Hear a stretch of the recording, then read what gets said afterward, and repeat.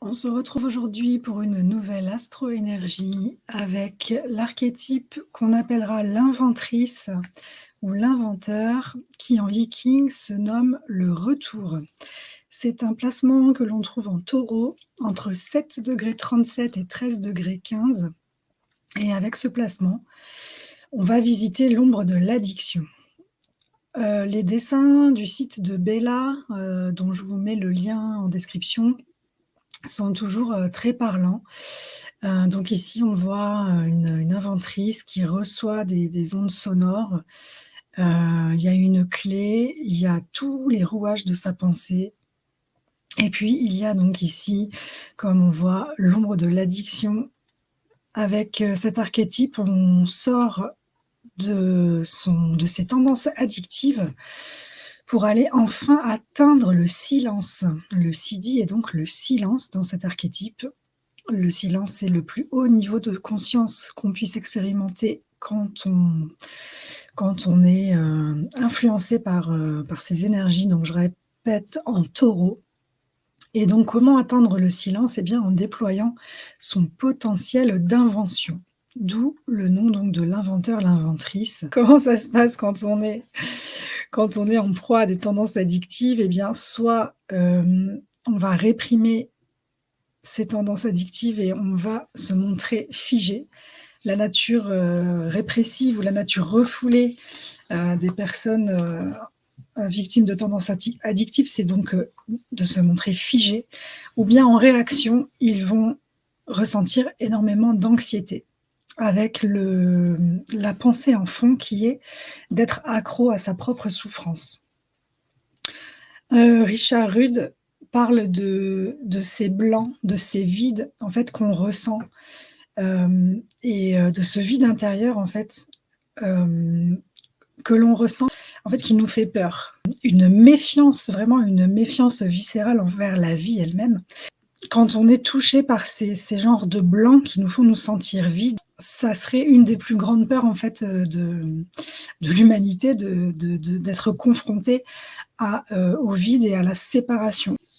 La 24e ombre, révèle beaucoup sur, les raisons pour lesquelles les êtres humains ont tant de difficultés à résoudre les problèmes récurrents les plus profonds dans leur vie. Il parle de cette, célèbre légende urbaine qui affirme que nous utilisons un très faible pourcentage de notre cerveau.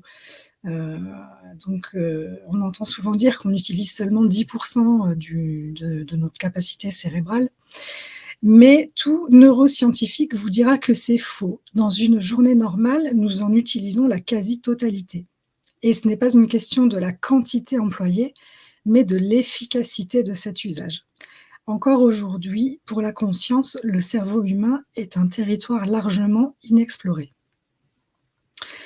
Votre génétique détermine la façon dont vous vous servez de votre cerveau. Certaines personnes ont une pensée logique prédominante, alors que pour d'autres, c'est une pensée latérale qui domine. Et si on compare les circuits du cerveau aux 88 touches d'un piano, on voit qu'on est devant un potentiel de musique et de mélodie presque infini. Et en ce qui concerne le cerveau, on a tendance à ne jouer que les airs qui nous plaisent. Et ainsi, beaucoup de gens réfléchissent selon des schémas qu'ils ont appris de leurs parents et de leur environnement. Ils suivent ces modèles toute leur vie sans ne jamais réfléchir par eux-mêmes. Et bien évidemment, nous utilisons continuellement notre cerveau, mais il est relativement rare que l'idéation d'une personne se renouvelle totalement.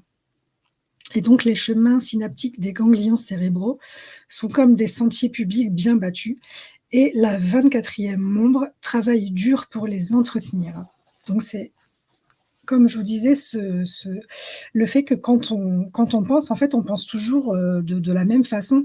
C'est un peu la pensée qui tourne en rond et on va, même très rarement penser, par vraiment nous-mêmes. On va, bien souvent emprunter, les pensées, d'autres qu'on a déjà entendues quelque part ou qu'on a déjà vu faire quelque part.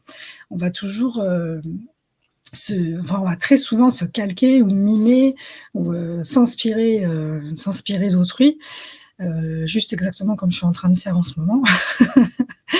Et d'ailleurs, si jamais on se met à inventer quelque chose, bah, en fait, souvent on va se faire montrer du doigt, hein, on va se voir dire: «Oui, machin se retournerait dans sa tombe s'il t'entendait». Donc forcément, on est bien, rarement encouragés à penser par nous-mêmes, ça c'est sûr. Et d'ailleurs, c'est vrai que c'est assez contre-intuitif que de voir que ce placement est en Taureau, parce que le Taureau est vraiment connu pour son côté, justement stable, fixe, signe de terre fixe, donc Taureau, casanier, Taureau bien, ancré dans ses habitudes. Bah, effectivement, là, on parle, d'habitude avec, en fait, l'ombre de l'addiction. C'est, c'est un peu l'ombre des mauvaises habitudes. Et en fait, on a attribué au Taureau cette énergie-là des habitudes. Là, on va parler des mauvaises habitudes, mais vraiment ce qui se cache derrière, c'est l'invention. Je chéris justement les blancs entre mes pensées. Et les blancs, c'est vraiment, voilà, ces moments de vide et où en fait, bah, quand vous avez un moment de vide, quand on se sent vide comme ça, j'ai besoin d'une montée d'adrénaline. Et justement, ce moment juste avant qui précède, c'est ce fameux blanc. Si vous prenez la peine, si vous vous laissez le temps d'accueillir ce fameux blanc, c'est là que ce qu'on appelle le aha moment, la percée ou oui, la percée peut se produire. C'est à ce moment-là que vous pouvez avoir, cette clé-là qui va apparaître, cette fameuse, révélation, ce fameux, bah, la clé, en fait, voilà. Et d'un coup, d'une nouvelle pensée qui surgit, d'un nouveau, bah, d'une invention quoi, d'un nouveau concept, d'une nouvelle idée, une pensée propre à vous, qui n'a jamais été, pensée avant, nulle part. Et en fin de compte, le plus haut niveau donc de conscience, le CD qu'on puisse expérimenter à travers ça, c'est le silence. Je me repose dans le silence de la pure conscience. Et c'est évidemment cet état, heu, d'esprit que vous avez l'illusion, d'atteindre quand vous utilisez, un comportement ou un produit addictif. C'est ce silence même que vous recherchez à travers les addictions. La motivation de cet archétype, c'est qu'il se sent vraiment sous pression pour aller trouver, une réponse. Évidemment, il est en résonance harmonique avec le mystique. Le mystique envoie des pensées, l'inventeur va faire le tri. Qu'est-ce qui peut être potentiellement utile et inspirant pour les autres? L'inventeur est un penseur individuel, ingénieux et magistral. Il est auditif et il filtre toutes les nouvelles pensées qui viennent du mystique, en sélectionnant ce qui est utile et potentiellement inspirant pour les autres. L'inventeur et le mystique, ils communiquent à travers le canal de la contemplation. Et en fait, à travers ce canal, ils vont justement sortir, du vide de ces fameux blancs, en anglais donc, avec un super accent, blankness, et pour aller donc atteindre enfin résoudre un mystère. L'inventeur a la capacité de trouver ce qui fonctionne vraiment dans la connaissance du mystique et de créer une concentration dans cette direction. Cet archétype passe consciemment de l'activité de l'esprit au silence et à la pleine conscience. Il a appris à se lier d'amitié avec son esprit intense et à abandonner ses inquiétudes, même si quelque chose n'est pas résolu. Et lorsqu'il laisse son esprit se transformer organiquement, sans tenter de le contrôler, la résolution apparaît d'elle-même. Cela apparaît dans un moment de silence, comme un puissant aha, donc une puissante percée. Et de cette façon, l'inventeur se détend et s'abandonne au grand mystère jusqu'à ce qu'il se révèle à lui soudainement et de manière inattendue.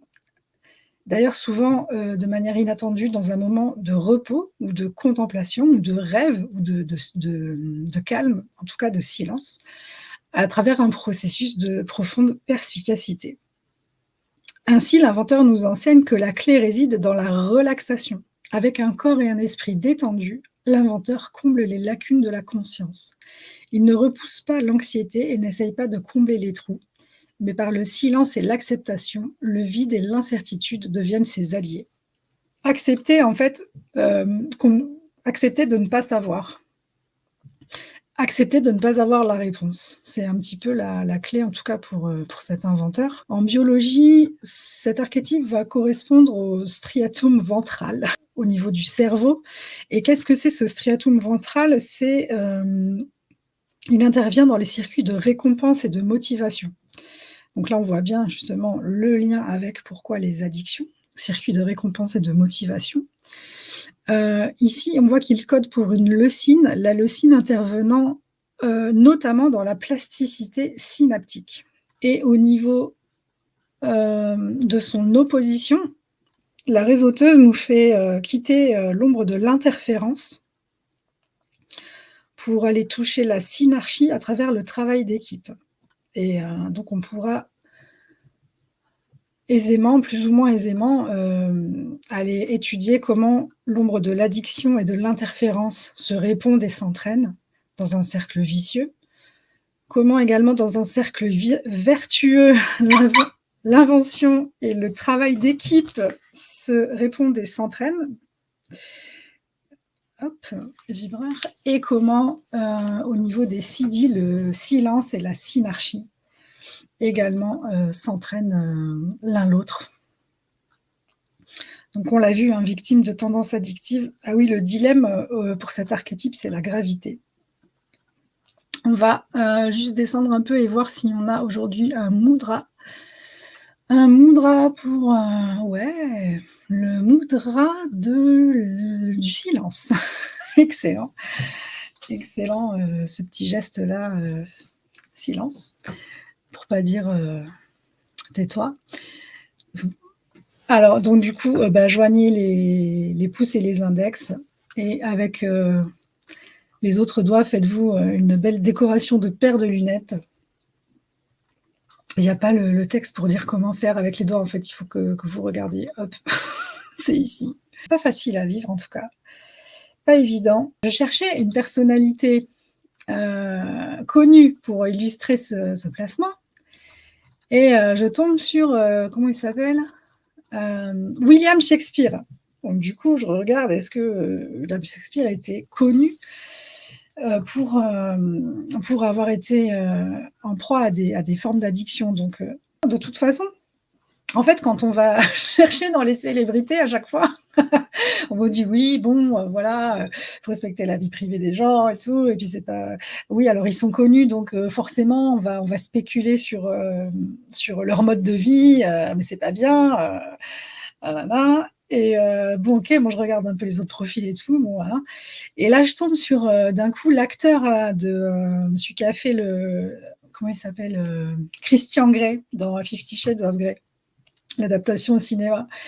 Et en fait, moi, je l'ai pas vu, en fait, ce film, mais par contre, j'ai vu une autre série où, le même acteur jouait dedans, The Fall, avec, donc avec, l'acteur s'appelle, Jamie Dornan et il incarne le rôle d'un psychopathe, en fait, tueur en série et tout et du coup, je me dis: «Non, en fait, ce gars, donc du coup, qui est vraiment un inventeur, solaire, là, hein, pour le coup, vraiment, dans la vraie vie, Jamie Dornan».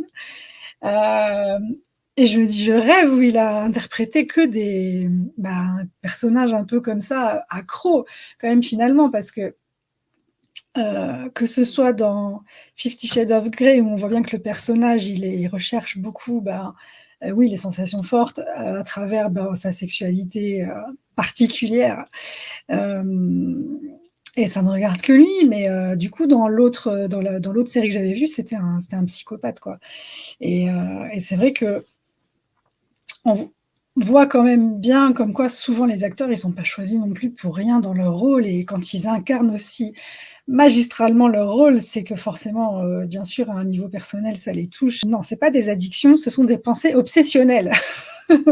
J'ai dit: «Mais quelle est la différence entre une addiction du coup et une pensée obsessionnelle?» parce que du coup, qu'est-ce qu'il me dit, il me dit: «C'est la dépendance psychologique». Je dis: «Bah, forcément de pensée obsessionnelle à dépendance, psychologique, il y a qu'un pas en fait, hein». Néanmoins, il y a une distinction à faire. Je vous retrouve, la prochaine fois pour, un nouveau placement en taureau. D'ici là, portez-vous bien et prenez soin de vous. Ciao, ciao.